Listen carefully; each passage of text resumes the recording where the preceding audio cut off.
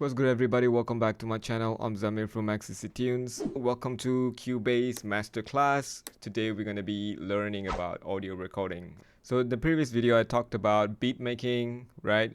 And then I went to how to use virtual instruments and stuff like that. And today we're going to talk about audio recording, which is another important elements of music production. Okay, so without further ado, let's jump right in.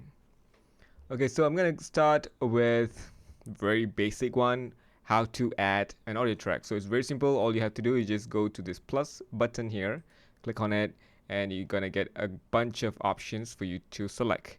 So obviously, since we are going for audio recording, we have to select the audio here. Most of the time, if you're recording an audio, you'll be doing a mono audio. So you can select your input 1 or input 2. So right now I have my input 1 enabled. Alright, so make sure that it is enabled. So configuration, you can have stereo if you want to have a stereo track, but currently I'm gonna be recording my vocals, so I'm gonna choose mono, and then the audio outputs goes to the stereo out. If you have any bus that you've already added in the project window, we can also select them to be output to the bus. Okay, so let's add this track first. Let me just name them real quick. Vox. Alright, I'm going to add this track to a bus. So I'm going to go and right click on it, go to add track, go to group track. So yeah, let's have mono. Let's have a Vox bus. Okay, so I'm going to go ahead and add another track. And now I'm going to choose the group Vox instead, right?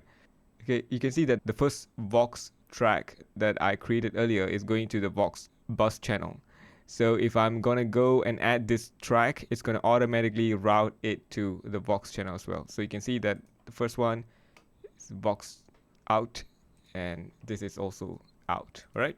So the other way you can add an audio track is by right-clicking on an empty space here, click on Add Audio Track, and right here you only have the option to add audio track.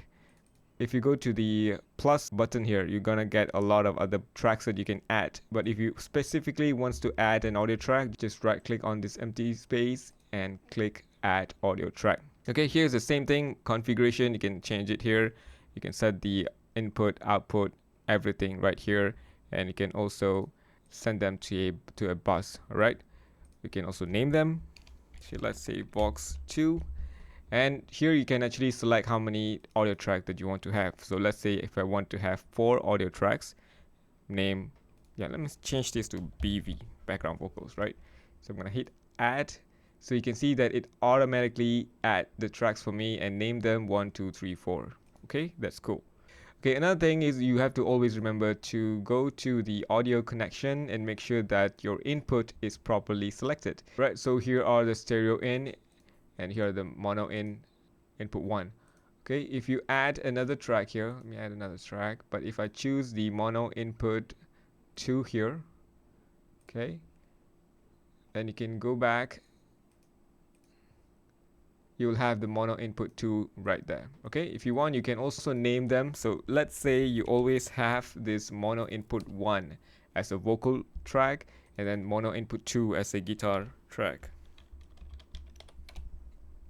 Okay, you can name them like so. So every time you are adding a track, you can select this audio input, whether you want it to be input 1, which is the Vox, or input 2, which is the guitar. You know, this is useful if you have like a multiple input, and let's say you have like 12 inputs interface, and one of them going to guitar and going to drums, bass guitar, and stuff like that. So you can name them. So the next time when you add a track, you don't have to, you know, check which input is going to where, right? So that's important. Now all of these tracks are mono track, right? But if you want to change it to a stereo track, it's very simple. All you have to do is just click on this, you know, mono icon. When you click on it, it goes to the stereo track. So if you want to know whether it's a stereo track or mono track, you can see if there's double circle here, let me just stereo. If it's a single circle here, it's a mono track. All right, so that's how you can identify them. Okay, you can also go to the mix console.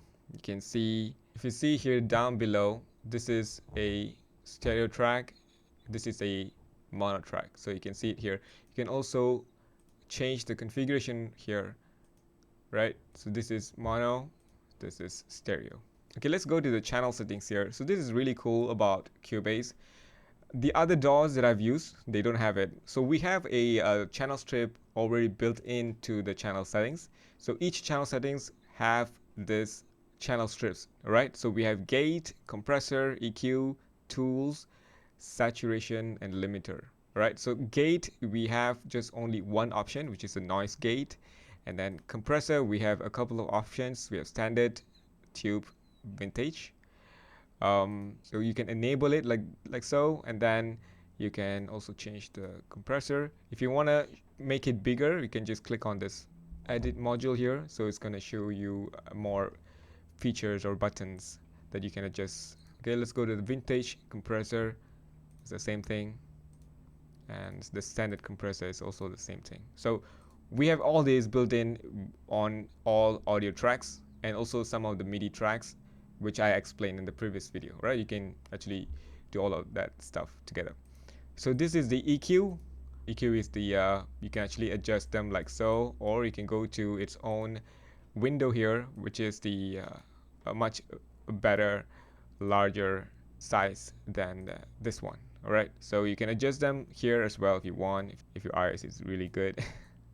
Or you can go to the EQ here, or you can also do it right here, right? So you can see that it's very easy to adjust. Okay, let's go to the tools. We have tools. We have the de-esser, okay, the basic de-esser. If you go to de-esser here, oops, let me go to the default de-esser. Yeah, so this is the same de-esser as this one, all right? Then we have the envelope shaper, which is also the same envelope shaper. Okay, we have both of these in here. All right, so envelope shaper or de-esser, you can use only either one. You can't have both. But if you want to use de-esser and then you want to use the envelope shaper, you can add the envelope shaper as a insert plugin right here. All right. Okay, so saturation. Let's check out. We have 3 saturation plugins.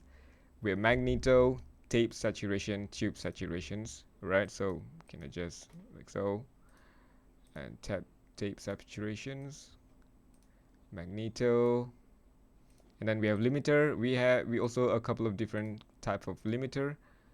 We have a brick wall, we have maximizer, and a standard limiter, right?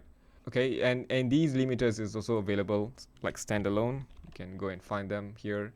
Brick wall limiter. Okay, the reason why I touch on the channel strip is you can actually record your audio with having these settings already added. Okay, let me rephrase that. You can actually record your audio in with these effects, which means you can have a gating so that you can actually cut noise in the background, and you also can add a compressor so that when you're singing a bit louder, it's not going to be clipping and so on, right? So this is important. Sometimes we'll have really loud singers, and if they are not able to control their dynamics with the distance of the mic, we can actually adjust the compressor level here, or even add slight limiter to avoid them peaking.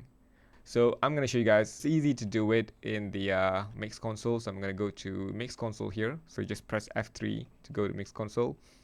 And you can see that there are 2 input here. One is the Vox, which is what I'm currently using, and the other one is the guitar that we just added. Okay, you can just ignore guitar for now. I'm going to be using this input right now.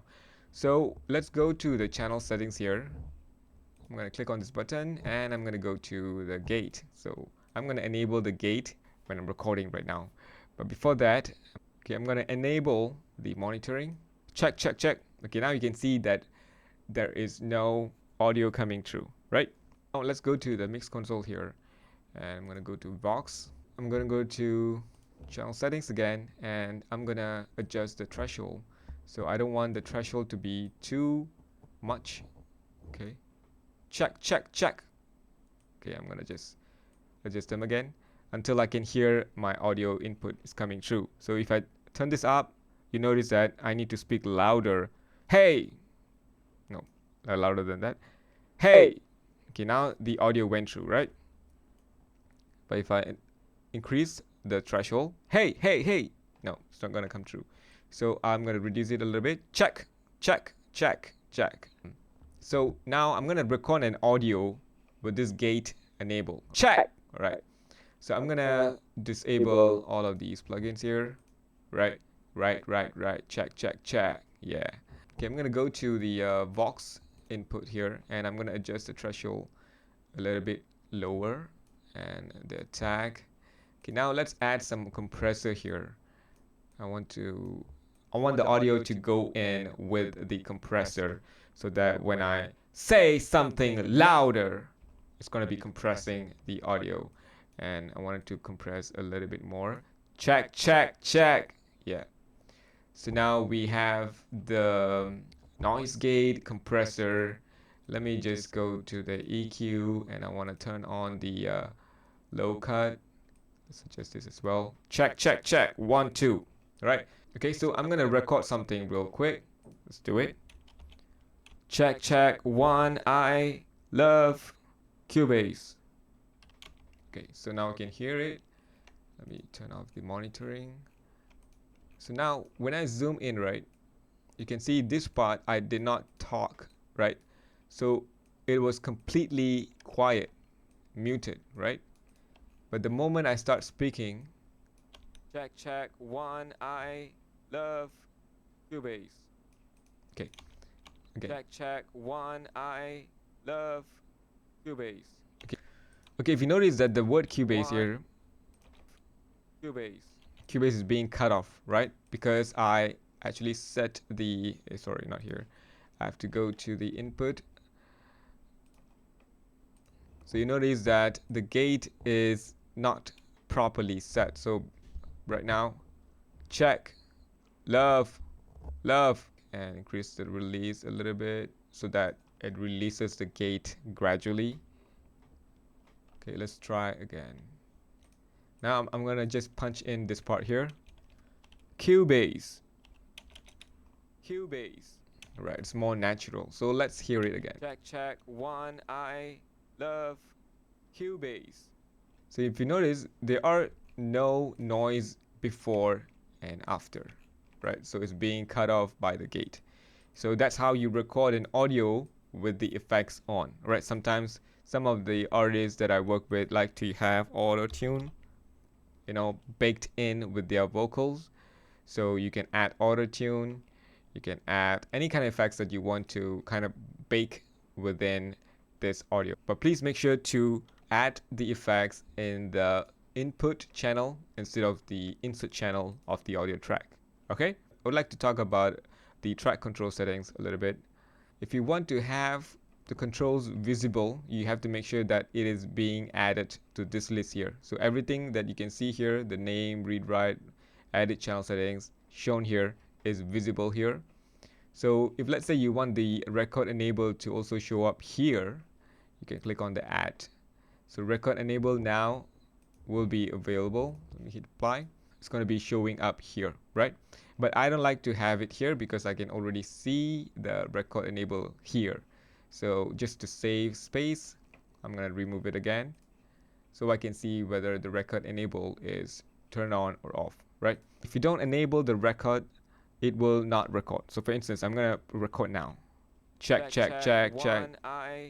Nothing happens because the record enable is turned off.